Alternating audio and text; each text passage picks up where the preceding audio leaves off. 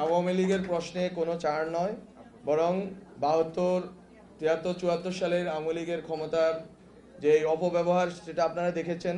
এখন কথা উঠছে বঙ্গবন্ধুর আওয়ামী লীগ বলতে একটা জিনিসের, বঙ্গবন্ধুর আওয়ামী লীগ কোনো দুধে দোয়া তুলসী পাতা না।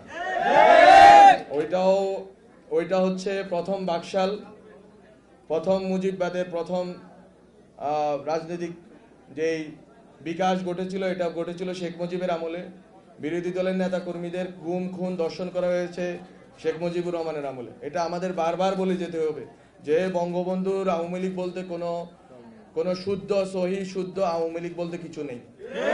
আওয়ামী লীগ মূলত একটি ফেসিবাদী একটি অর্গান, এবং আপনারা ইতিমধ্যে প্রমাণ পেয়েছেন আওয়ামী লীগ কোনো দেশীয় শক্তি নয়। এটা মূলত এখানে বিদেশ থেকে ট্রান্সপ্ল্যান্টেড একটা শক্তি। এখানে এই নিয়ন্ত্রণ, এই নাটাই ধরে রাখা হয়েছে দিল্লিতে, আর গুড়ি উড়ে বাংলাদেশে। এই গুড়ি আর এই বাংলাদেশে উঠতে দেওয়া হবে না।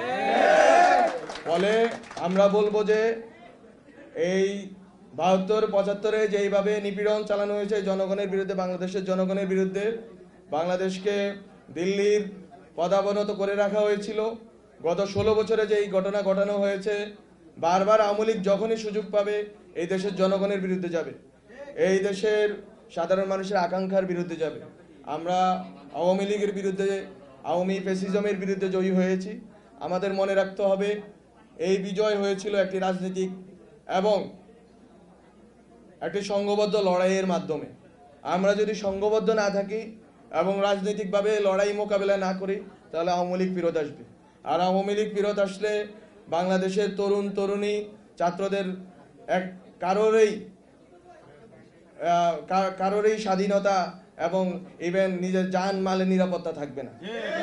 সুতরাং আপনাদেরকে বলে দিতে চাই যে আপনারা এখানে নোয়াখালী, লক্ষ্মীপুর, ফেনী যারা এসেছেন, আপনারা কেউ বিএনপি করতে পারেন, জামাত করতে পারেন, আলেম ওলামাদের বিভিন্ন দল আছে তা করতে পারেন, আপনারা ছাত্রদের সংগঠন করতে পারেন, যেই সংগঠনই করুন না কেন, অভ্যুত্থানের শক্তি হিসেবে আপনাদের দায়িত্ব হচ্ছে ঐক্যবদ্ধ থাকা এবং আওয়ামী লীগের বিরুদ্ধে ঐক্যবদ্ধ থাকা, সংস্কারের প্রশ্ন ঐক্যবদ্ধ থাকা, বিচারের প্রশ্ন ঐক্যবদ্ধ থাকা। এবং নির্বাচন হবে সঠিক সময়ে, যেটা ডক্টর মোহাম্মদ ইউনূস বলেছেন, এই বছরের শেষে ডিসেম্বর মাসে একটি টাইমলাইন দেওয়া আছে। এই ডিসেম্বর টাইমলাইনের ভিতরেই নির্বাচন হবে।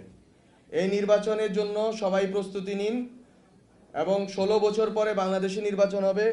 জনগণ ভোটাধিকার প্রয়োগ করে তারা যাকে মনোনয়ন দিতে চান, তারা যাকে নির্বাচিত করতে চান, তাদেরকে সংসদে পাঠাবেন। ফলে আমি মনে করি নির্বাচন নিয়ে কোনো দোনোমনার দরকার নেই, নির্বাচন ও সংস্কারকে মুখোমুখি করার কোনো দরকার নেই। বরং নির্বাচন প্রশ্ন মোটামুটি একটি ঐকমত্যের জায়গায় এসে পৌঁছেছে। যদি রাজনৈতিক দলগুলো দায়িত্বশীল আচরণ করে এবং রাষ্ট্রের যে অর্গানগুলো আছে তারা যদি দায়িত্বশীল আচরণ করে, সহযোগিতামূলক আচরণ করে এবং স্যাবোটেজ বন্ধ করে, আমরা আশা করি সঠিক সময়ে নির্বাচন সংগঠিত হবে, এবং নির্বাচন সংগঠিত হওয়ার আগেই বিচার এবং সংস্কারের কাজ দৃশ্যমান হবে। তো আমি আপনাদের যারা এই নোবেল সোসাইটিতে যারা এসেছেন, সোসাইটির আমন্ত্রণে যারা এসেছেন, সবাইকে ধন্যবাদ জানাই এবং সবাইকে ঐক্যবদ্ধ হওয়ার আহ্বান জানাই। এবং সামনে নির্বাচন থেকে শুরু করে বাংলাদেশের রাষ্ট্র গঠনের প্রশ্নে যতবার ডাক আসবে, ছাত্রদের পক্ষ থেকে, দায়িত্বশীল রাজনৈতিক দলের পক্ষ থেকে, প্রতিনিধিত্বশীল রাজনৈতিক নেতৃত্বের পক্ষ থেকে, আপনারা সবাই ঐক্যবদ্ধভাবে আওয়ামী লীগের বিরুদ্ধে সংস্কার ও বিচারের প্রশ্নে ঐক্যবদ্ধভাবে দাঁড়াবেন।